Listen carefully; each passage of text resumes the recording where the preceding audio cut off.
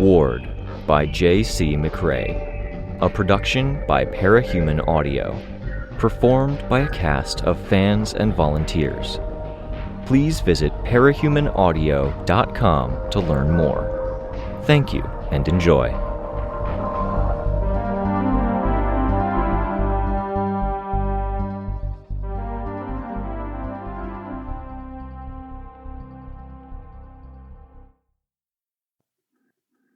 Arc 17, Sundown, Chapter 3. Where the hell do I even start? Kidwin asked. I never was much of a teacher. There used to be those school events every couple of months where the top students and most improved students would each get one-on-one hangouts with the Protectorate or the wards for the day. I don't know how much attention you paid to that stuff. Little superhero-obsessed Victoria? A lot. There was actually an issue when I won the one year. I was supposed to partner with Challenger, but people thought the girl with superhero parents didn't need the experience. Kid Win snorted. What happened? I don't even remember Challenger. I gave up my spot. Then I went home and cried. Oh no, he said. In my defense, I was 8 or 9. I remember wondering what kind of experience Armsmaster gave the kids, Kid Win said. He was always kind of grumpy. Start out with a ride on the bikes the Protectorate had, including riding on the force field bridge out to the island HQ. Visit the workshop with what I have to imagine was a gruff, "Don't touch anything I don't say to," trying out a bunch of Tinkertech gadgets. Then patrol with another member of the team pre-clearing the route, maybe a crisis point if the kid was old enough and the situation minor enough. Almost always the same formula and routine. But he was good at executing that. Huh. I think they were very selective with who they sent his way. Kids they thought he could get to. Serious kids. I have no idea what selection process they used for me. Probably that Clock would be a bad influence. Aegis and Shadowstalker were jocks, I think. Gallant was more sensitive. I looked off to the side. Which I'm not. It's fine. You were saying? Kid Win looked at Vista, who had settled down and sat on a box enclosing a bush of what looked like holly, talking to Dennis. He dropped his eyes back to the ground. His eyes were strange, and the way he held himself now, he didn't embrace the strange. There was a focus to him that I didn't remember him having, but a new weakness too, because he wouldn't meet my eyes and seemed to keep looking down or away, maybe because he was embarrassed of how he looked. I saw some red-tinted sunglasses in one of his coat breast pockets, but he didn't wear them here. How much did he change if he had them on? Would he more or less look into my eyes? He answered me. I think they picked the kids for Vista's sake, instead of picking Vista for the kids' sake. And I got the leftovers. A lot of the weird kids. I smiled. The fact you figured out there was a sorting system means you were capable of seeing what the weird kids needed. I don't know, Kid Win told me. I wasn't very good at it. I had the impression Pigot or Armsmaster or Miss Militia wanted to cultivate something in me for leadership or whatever. But then the leadership changed around, or the city changed, and expectations changed with it. Nobody ever had the chance to follow through. Now Valkyries asked me to do this thing, and I don't know how. Well, you're kind of touching on it, I said. The wind had changed direction, so I pulled up the hood of the plush black sweater, where the material of the hood felt like it was 1.5 inches thick. So you remember all that stuff? I think because it's superhero adjacent. But you don't consider yourself very... you? He shook his head. I want to know who and what we're up against. I want to know who and what I'm working with. If you're closer to the agents... is that a sore point or touchy subject? More for Clock than it is for me, Kid Win said. Let me know if I get insensitive, I told him. What filters through? What doesn't? What matters? Give me a starting point? Day to day. Day-to-day activities? I remember daydreaming about Tinker stuff in class, the stress of not doing well in my classes. Actual time at school is a haze, but here and there I had some good ideas or epiphanies, and I can remember those. I can relate back to the school stuff that I used to inspire tinker work. So you don't remember, say, math class? The old me didn't think of math class as anything except a constant feeling like I was struggling to tread water with weights tied to my ankles. But you remember that feeling? Oh, yeah. Is it mostly negative? I asked. What about good memories? Hazy recollections of returning to the base after a fight we did okay in, camaraderie, being promoted, Legend complimenting me. That one's sharper. Are those all when you were around more parahumans? Stronger parahumans? If you're trying to gauge by that, well, Vista kinda skews the results. She was one of the strongest wards, and she was around a lot of the time. I nodded. Fair, good point. And no, some of the hazy good memory is around family. We did this one, it was a crisis point. No powers involved, but they sent me, Gallant, and Battery to talk to this woman who had been attacked. We were supposed to make sure she was okay, show our faces, give support, and make sure no powers were involved. Not pretty, but a bit of a softball for two teenage guys and experienced hero, right? Sure. It wasn't a softball. She was psychotic, vulnerable, broken. People with mental illnesses get preyed on more than they prey on others, and she said a whole bunch of stuff. Got to Gallant, feeling what she felt. Got to me, hearing the things she said, wrestling with what I was wrestling with at the same time. Really scary. Really sad. This is a happy memory? I asked. I could remember Gallant bringing that scene up back then. I hadn't known Kid Win had been there. That sounds horrible. I'm sorry, Chris. Yeah, so I was pretty shaken. Battery ended our night early. She said she'd do the paperwork. I called home for a ride, and I didn't sound okay. I was feeling rock-bottom worthless, scared, and felt a bit like there was no future. I couldn't shake the idea that ending up where she was right then would be far more likely than being okay or living a normal life. I nodded. An unexpected hit straight to a weak spot at the worst time. Yup. So my dad picked me up. I freak out a bit in the car on the drive home. We get back to the house, and we talk. Maybe for the first time in my life, my dad was a support. Talked to me like an adult when I started the conversation feeling like such a kid. We talked until it was ridiculously late. I vented about some of the stuff that was getting to me, school stuff. He offered me a beer, and I said no, and he accepted that. That's just the kind of guy he was, the beer thing. He took off work the next day. I took off school. We slept in, went out for lunch at a pub and played pool. We went to an arcade and he showed me his pinball skills. Then I went to the HQ for my evening shift. I was a little bit surprised by the strength of my emotional reaction to the little story, especially the late-night talk he described. I blinked a few times in rapid succession. That stuck, huh? Gets a little hazy towards the middle of that day off. What's your line of thinking? Is it negativity adjacent? I asked. What stays? What goes? Why? What can we pull out? What can we focus on? How does it connect to what we already know of powers? They fluctuate when we're in certain mental states. Can we use new knowledge to control that fluctuation? Kid Win nodded, but I could see the slight changes in his expression, tiny creases, small tensions. I went on. I ask because last night I found a new connection to my power. One I want to hold on to. And if I need to, I want to be able to intuit and deal with other powers, including any situations resembling last night, or could be it matters for what the thinkers say is coming today. Ah, Kid Win replied. Off to the side, not quite in earshot, Dennis said something and Vista had a giggle fit. This okay? I asked Kid Win. I don't feel as much like an experiment under the microscope if you're using it for yourself. Using a good part of it for myself. Using more of it to just figure out how this all works. Last night, I was in the midst of it all. Earlier in this conversation, I used the term... what was it? Negativity adjacent? Sure, I think so. I'm thinking a lot about what's next to what, how it all maps together. I had glimpses last night, and I'm still digesting that.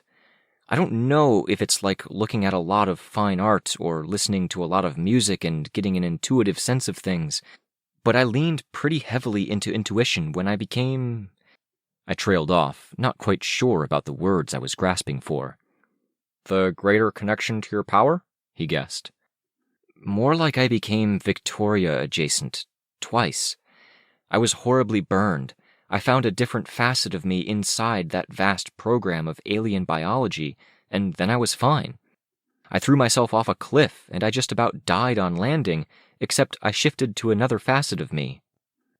You might be more experienced with this stuff than I am, Kid Win said. Might be, I said. But Valkyrie's been training you guys in this? Talking to you about it? Having us meditate, having us pay close attention to our powers and what they're telling us. Easier for some than others. I don't know how long you've been back, but I've been more or less wrestling with this for the last 4 hours, it seems. I'm pretty sure you've had more time to digest it. Dennis and Vista had stopped chatting and gravitated closer. I was aware they were listening now. You said you became Victoria adjacent. Which isn't even the right way of putting it. It's like if Victoria lives at 343 Tower Crescent Avenue, and Glory Girl lives at 342, and Antares lives at 345, and there are connections tying one to the other. I'm still me, but the center of who I am is living at a different address. Antares went to that place you describe, Kid Win said. You said you changed twice, using the language of that place? Language? How would you put it? Physics, superpositioning, reflections, facets? I'm so glad I missed the first half of this conversation, Dennis commented. Shh! Vista shushed him. Kid Win barely seemed to notice them as he thought about what I'd said. Sure, works. Question is the Victoria who went in the same Victoria who left? I had to think about it, considering who I was, and the various aspects of that place. Did I feel different? Yes, but not because of that. Up until I entered that room, I didn't have control, and a huge aspect of this world felt massive, untouchable, out of reach. I saw a broken trigger where a man described being a small figure at the mouth of a volcano. You can't beat the volcano. It swallows you up and you have no chance. And sometimes it's the next person's volcano. I'm sorry I didn't visit you, Vista said. After... I shook my head. You have control now? Dennis asked me. I think so, I answered. I thought about it some more. Yeah. Part of what motivated me to go there last night... Interrupting, Kid Win said, rushing the word, holding up a hand. I paused. Whatever you say to us is going to be repeated to Valkyrie, he said. Full disclosure. Valkyrie might be ticked you said that, Dennis pointed out. In the moment, he seemed more the somber, almost morose Dennis I'd known. Let her, Kid Win answered. I'm fine, I said. I wanted to ask her questions. Now I'm asking you, and if you're her proxy, same end result. I don't want to betray your friendship with us or the people we used to be, Kid Win told me. I nodded, taking that in. How much of my openness was that? How much was I willing to tell Valkyrie? I wanted to think I'd be open, trust that she might be the most accessible parahuman to me who knew this world, but would I change what I said in the face of the small changes in expression? The particular word choice? You're a good guy, Christopher, Vista said. I don't think I am, but thanks. Why don't you think you are? Vista asked. You've been a hero as long as I've known you. You're here and you're being friendly even though it means potentially upsetting the boss. The only dick move you'd pulled was dying on me. We couldn't help it, Dennis said automatically. Vista snorted. I'm not saying I'm not good, Kid Win said. I'm saying I'm not sure I'm a guy, human. Humans have childhood memories. One experience layered onto another, with things emerging from that. What are you now? Vista asked, quiet. An end result, a fabrication. The only lasting impressions from the past are the essential ones that made me into me. I thought about that. The wind picked up.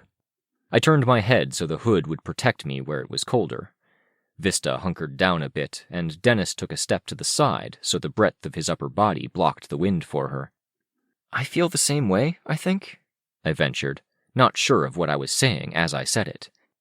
"I feel like the bad days left their disproportionately deep marks in me and who I am today.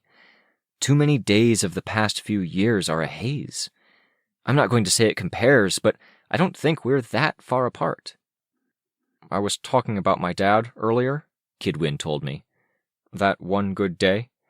I'm supposed to meet him later, but I don't have all of the memories of him. I don't remember his face. I don't remember his voice. Whatever part of me he was trying to support or hold on to that day, I don't think it's there." "You can salvage it," Dennis said. "All the data's there, except sorted differently," I said. "Something else's filing system, something else's priorities." "Yeah." Eyes in a tinted red metal glanced downward, pupils a gold light that emanated from the inside of the orb, the tracery of etchings around the pupil bearing a similar effect. "I'm sorry, Christopher," I said. "I hope it works out okay and that he's understanding, and that it's mostly painless. If nothing else, I can't imagine he won't be happy to have you back." "A part of me," Kid Win said. "And I don't hope it's painless. Painless means I'm not human enough to care." I saw Dennis nod a bit. "Point conceded," I said. "Sorry about comparing us. That's pretty damn heavy." "I'm not looking for concessions," Kid Win said. "I don't want to make this a competition. I think we've all had to deal with heavy." "Dying and coming back," Dennis said. "Dealing with everyone else dying, and—" He stopped as he looked at me. Family stuff, yeah," he said, wrinkling his nose, snorting a bit. It was meant as a deflection, a little joking acknowledgement, but it felt like a profoundly sad moment because it wasn't how the Dennis I knew would have responded. I resisted the urge to look at Vista to see how she'd taken it. She'd talked to him long enough to pick up on it, and she'd known him far better than I had. "That family stuff," I spoke up. "It gets into the control I was talking about. Having the tools. Having the knowledge to tackle all of this. My entire family consists of control freaks and people who have no control, who got swept up in life and powers and everything else." "Ugh," Vista made a sound. "I can guess your mom's the control freak, your dad's swept up. Amy's swept up, Crystal's swept up," I said. "Distinction being that they're not totally helpless. They do have choices. Crystal made good choices. My dad's making pretty neutral ones, or non-choices. And, for the record, I'd say my Uncle Mike is a control freak. Strict lines and rules. Family disappoints, betrays, or seems problematic, he cuts contact." "That's present tense. He's still around?" Vista asked. "Alive. Retired from the Cape life, yeah." "Cool." "Given the choice of control versus derailment, I want the control. I will fight for the control, because it feels like it's a choice between being greedy for that control and having none at all. Not just for me, not just for my family. So, I want to move on to asking questions about getting that control, as far as this whole thing goes." I saw Kid Win and Dennis exchange glances. "Is this control motivation why you went where you did last night?" Vista asked. I shrugged. "Does it mean you're going back?" Vista asked, quieter. "If the wardens allow it. If I go back, it'll be on terms that help the wardens and help this city, and I think we have to be ready to handle that stuff." "That stance won't win you any brownie points with the warden leadership," Dennis said. "No," I replied. I glanced at Vista, who looked non-committal but serious. "But it'll work for Valkyrie, probably." "Good to know," I said. I was tense, even hearing the answer I'd been kind of hoping to get to. If Breakthrough continued on this course, we wouldn't be entirely alone. Vista abruptly turned, walking away. There wasn't any snow, but there was a lot of wind. We were on the 3rd floor of the base, but considering the scale of the building, each floor had areas with ceilings high enough that buildings could fit within. Vista walked up to the edge of the balcony, which had guardrails for the vehicles that might travel up and down it in different circumstances. "Do you know why she—" I started. The boys didn't know. Clear enough on their faces. "I'll be back," I told them. I walked over to where Missy was, head ducked down so less of her neck was exposed to the cold, wearing her patched jacket, a sweater so dark a blue it was nearly black that looked like it was cut to show off her shoulders, and rugged, forest green pants with boots. A stark contrast to the light, airy look she had as Vista. She leaned against the railing facing me, watching as I made my approach. The wind blew wavy blonde-brown hair across her face, and she didn't push it out of the way, instead bringing her hand up to her ear, covering it. "This okay?" I asked. "Me coming over? Little V?" "Sure, Big V." Her expression cracked slightly, a faint smile. I made my way over, leaning against the same railing she did. "You walked away all of a sudden. I wasn't sure. I'm still not sure if you want space," I said. "You coming over is better than the alternative," Vista said. "What's the alternative?" I asked. "You staying over there?" "Okay," I said. "Dennis is weird," she said. "A bit. They're both different. But Dennis in particular. Christopher is. He says he doesn't remember everything. He looked at me when I first walked up, and it was like he was looking at me and trying to remember the particulars, and maybe he failed because he looked embarrassed when he saw I saw him looking. He doesn't remember his dad. He's quieter, more introspective, but he feels like someone who could fill in the gaps and become the Christopher I knew." "Yeah, I get that. Could be the tinker power is always running, so it picked up a good grounding from a lot of different places and times." "Dennis is weird. The inner voice that he had, that looked at this fucked up world of ours and laughed at it and called attention to it, that started everything by questioning the situations we were in, being skeptical of people until they proved themselves. That's his outer voice now. And his old outer voice, that was cynical and frustrated because he asked those questions, he challenged and he adapted, he got hurt and tired and heartbroken, that's the inner voice now. Like there's something dejected but stubborn at the core of it all, and that's where the jokey quips and skepticism come from now." I remembered what she'd said about Christopher, what she wasn't elaborating on with Dennis. "Makes you feel like he might not make his way back to being the Dennis you knew?" Vista shrugged. "Feels like it. But who knows?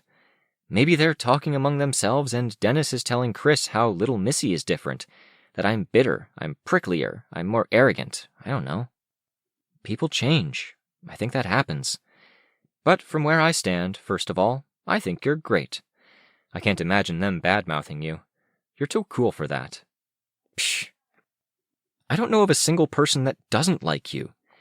Rachel Lint likes you. But I'm different." "Yeah," I said. I inhaled. "We all are. Sucks. In its way, but I'm optimistic when it comes to Dennis. I've seen the way things are laid out, how things are set up, the information stores they have, the way they store every detail of our lives, sorting it. Creepy. Yeah, but comprehensive in the midst of that creepiness. The individual pieces are all still there. Give him time to sort it out." Vista was very still, staring at a point in the wall above the boys. I might have thought she was using her powers, but we were supposed to avoid powers in this building, which was a bit different from Breakthrough being under a general restriction. That, and there was no reason for her to use them. She didn't seem very reassured, or even like she was listening. I waited, because I couldn't think of a way to speak up or approach her that wouldn't make me sound uncannily like my mom. There was a nervous energy to how the boys interacted. Kid Win stretched, and couldn't stand in one place for long. Dennis talked. Both avoided looking our way. "We're facing the end of the city, possibly with greater ramifications. We're ill-equipped. They know it. They're bearing that burden. I've worked damn hard." I looked in Vista's direction. "I meditated, practiced with my power, pushed it to the limit. I did everything the power testers said could make you stronger or more in tune with your ability. It wasn't just power, either. I hit the gym 3 times a week. I go out for walks. The bosses need a volunteer? I put my hand up. Burns you out, I said. I don't burn out, Vista said. I got into this early, you know. It's part of how I think. It's part of how I move. I wake up in the morning and I'm up. Force of habit since I was 10. Girls my age went to dance class or soccer, or they slept in and grumbled. I was finding things to do because home sucked. So I'd train. I'd read up on stuff. Then I was doing it because I had a crush on this guy I knew was too old for me and I wanted to impress him. Then I was doubling down on it because I had teammates, and I didn't want to be treated like a kid. Then I tripled down on it. Could you stop if you had to? I asked. Or is it that ingrained by now? Ingrained. As much a part of me as those mountains on the horizon are a part of this place. Do you know why I was working that hard toward the end? To make up for the ones who were gone, to ensure you wouldn't lose more. Vista sighed.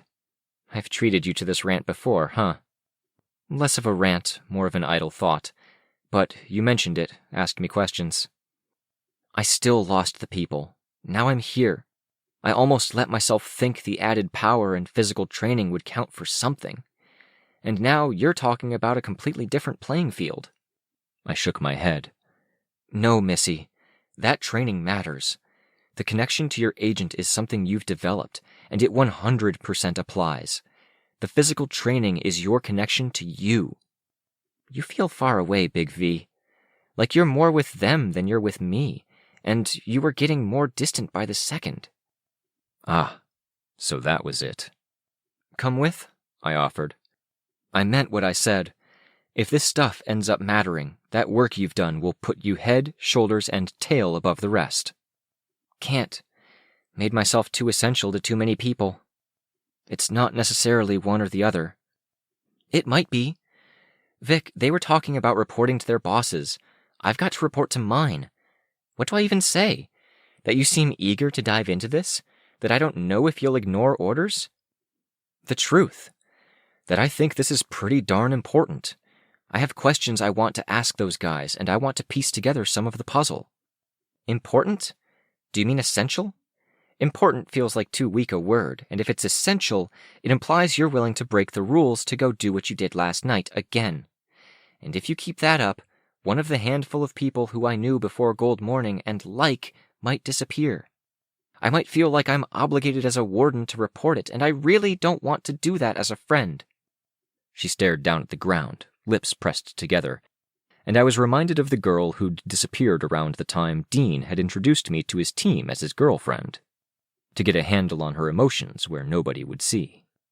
And then she'd marched back, expression controlled, and looked me in the eye. Right now, she couldn't bring herself to look at me, but she had that exact same fierceness combined with the apparent resentment at having to be fierce. Even then, she'd been working so damn hard to work at becoming a stronger, better person. Now, if it weren't for a neutered media apparatus, or if we were back in 2013 without the end of the world on the horizon, I could believe she'd be one of those capes who could alter the state of conversation in a room just by being there.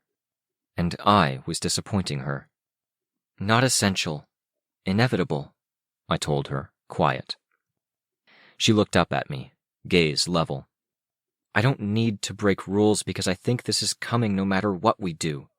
It's happening no matter what we do. So I don't need to rush it. It's coming. A breaking down of the walls? They're coming through to us, is what the leadership says. A breaking down of everything, I told her. They are us, at least in part. They're rooted throughout the city. There isn't anything that isn't touched by them. They're here. We need to figure out how to deal with them. Vista heaved out a sigh. Do you think I'm wrong? I asked her. No, I wish I could. You should go talk to them, get the answers you wanted. Come with. You don't have to betray your bosses and mentors to come and listen, and you can tell them everything we've talked about. I only realized after saying it that Vista might have wanted to hang back for the same reason she'd stepped away after Gallant had introduced me to the wards. It was too late to take back my offer. I need a promise, she said. Don't leave. Wasn't planning on it. Don't get so far away or disconnect so much in this whole complicated mess that I don't see you again. I've got people to look after, I told her. Jessica Yamada asked me to look after them. I'm still working on that. I have no plans to go anywhere. You stay Victoria Dallin. You don't dive so deep into the waters that you emerge out the other side and the inside parts of you are out and the outside parts of you are in. Dennis is going to be okay, Missy. I really believe it. She gave me a glare of a look, a warning. I promise. At the end of this all, you can call me Big V, and I'll call you Little V. She didn't look convinced. It's part of what I'm after. I mentioned the volcano. I want to work around it, use it, without losing myself to it. Everything I'm doing right now is to avoid losing to this phenomenal force we're up against. I want control of myself and of things in my reach. I don't want to be Mark or even Crystal, though I think Crystal might be a little less disorganized and lost after today. We'll see. Will we, though? Vista asked. I don't want to be Amy, I said. I don't want to be Amy's monster, either. In the report, I only glanced over it. They said you destroyed Teacher's crystal, and it was dangerous? I'm pretty sure it was safe. The entire thing was reckless. Then, aren't you contradicting yourself? Vista asked, hostile now. Not doing anything felt more reckless. If Teacher had won, and he was about to, we might have lost control of everything, forever. Vista nodded. She cracked her knuckles. I watched her, saw her nod. We good? I asked again. We're good. 99% of everything else is kind of balls. Vista smiled at me, but behind that smile was that faint, vaguely resentful expression. A smile for me, resentment for everything else. Yeah, I agreed. Hold on to that 1% that isn't then. I was, she muttered, until you barged into my room way fucking earlier than I expected. I smiled. She looked up at me and smiled a bit too. Not quite so resentful.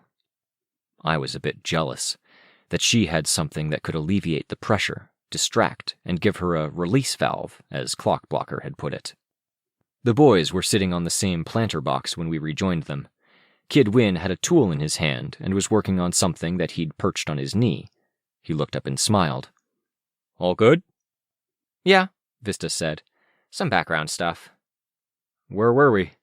Kid Win asked. What stays, what goes, communication, I said. Valkyrie said she talked to you before bringing you back to life. I barely remember, Dennis said. I remember the conversation, vaguely. She asked for details about who I was, and I had the impression she saw, but she asked, too, and it mattered that I told the truth. Did anything else communicate with you? I asked. Teacher had control over agents in there. I'm not sure if he's in a state to report on what he was doing now. We talked to one another. Our agents did, too.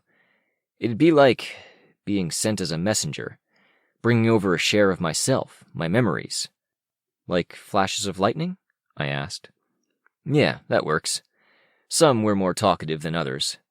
There'd be stuff like Kid Win. His agent would reach out to me to verify details or see them from another side, everything forming a giant web.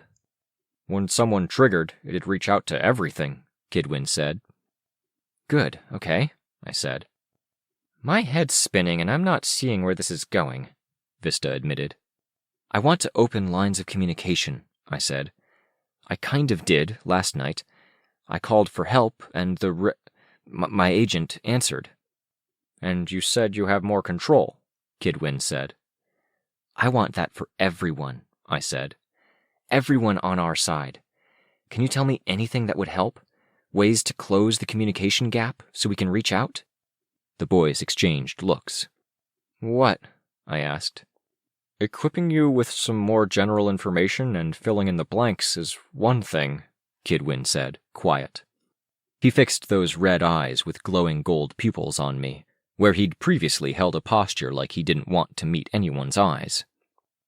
Giving you that kind of information would be a lot. If that was even a thing, Dennis cut in. I didn't believe him.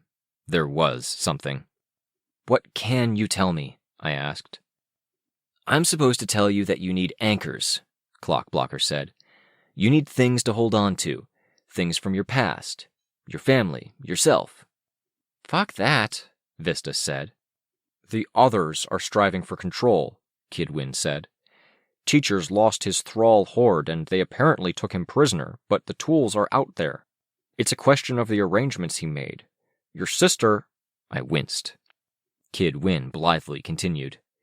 She's up to something, with Lab Rat. It looks like a play for control. We haven't been briefed on the situation, but leadership looked worried. I didn't want to think about it. On so many fucking levels, I didn't want to think about it. Valkyrie is on the side of humanity, Dennis said. I hated to ask, but... How sure are we? I know you're biased, but... Kid Win answered me. She had access to monsters like Bakuda and Eidolon. She hasn't called them out, hasn't given them bodies. Only heroes, only the people fighting for the right causes. Vista picked up on the sentiment. I nodded to myself. Kid Win pulled his phone out of his pocket. He showed me. A list of letter and symbol codes, each with 3 lights marked beside them. Green lights most of the way down, 4 yellows, mostly consistent.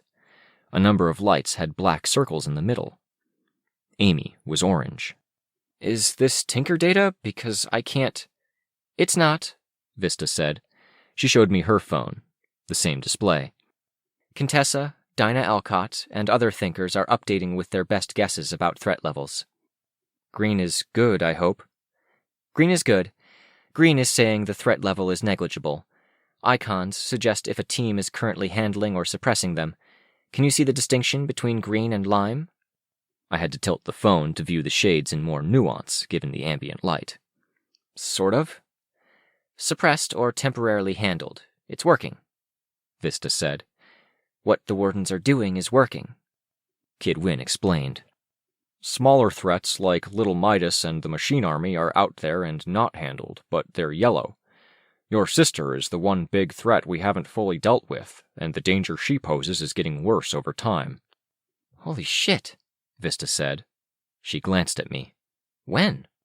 Last half hour, Kid Win said. I was tense. What the fuck, Amy? They might want you to help, Kid Win told me, his voice quiet. If they can trust you. I stared down at the phone.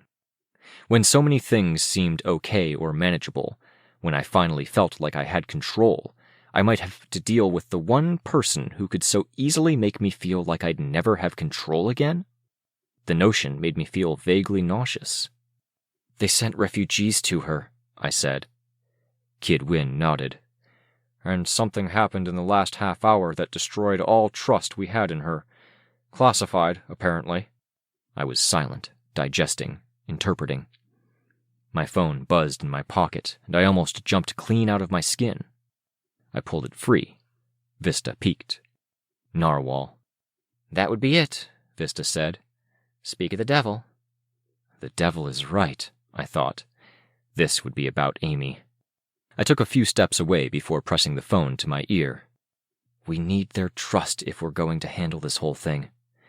If Breakthrough is to get together, if we'll have the resources we need, and if Valkyrie's flock is willing to divulge the tools or communication methods Clock and Win hinted at. Just needed her trust. Hello?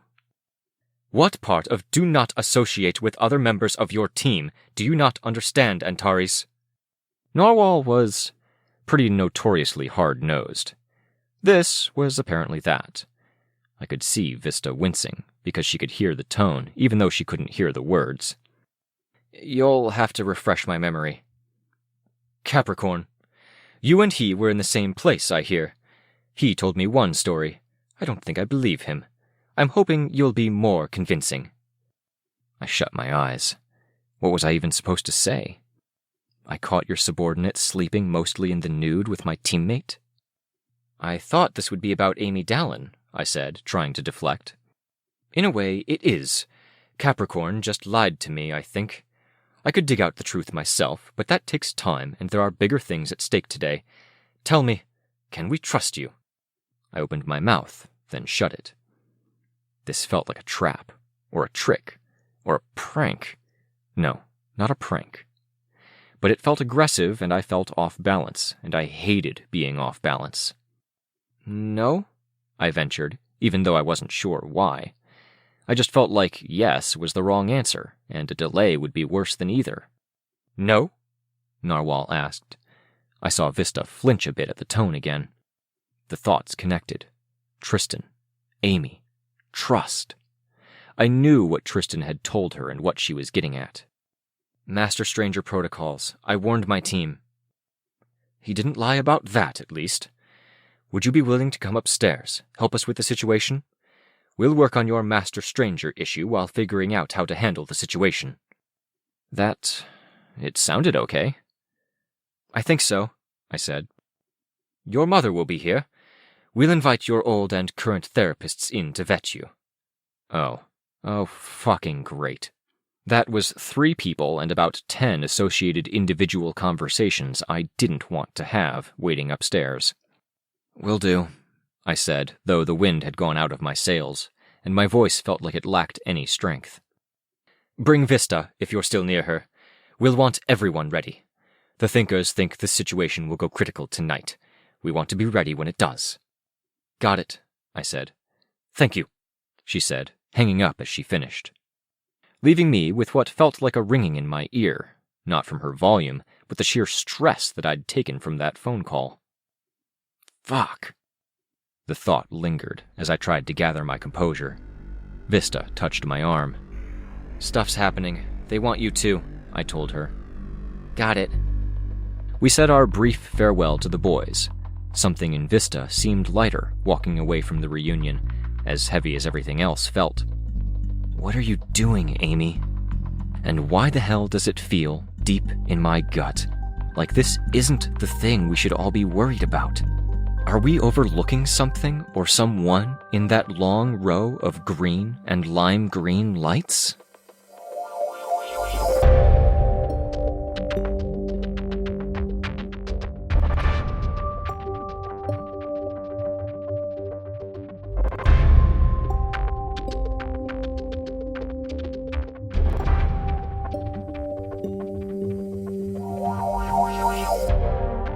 This was a production of Ward by Parahuman Audio. Ward and the Parahuman stories are written and owned by J.C. McCrae. You can find the original text and support the author at parahumans.net. For more of the Ward audiobook, as well as other community works, please visit parahumanaudio.com. Music for this chapter was by Evan Witt. Find out more at wittynotes.com. Editing by Fyodor. Narration by Robert Rein Ramsay. Find more of their work at our website. Thank you for listening.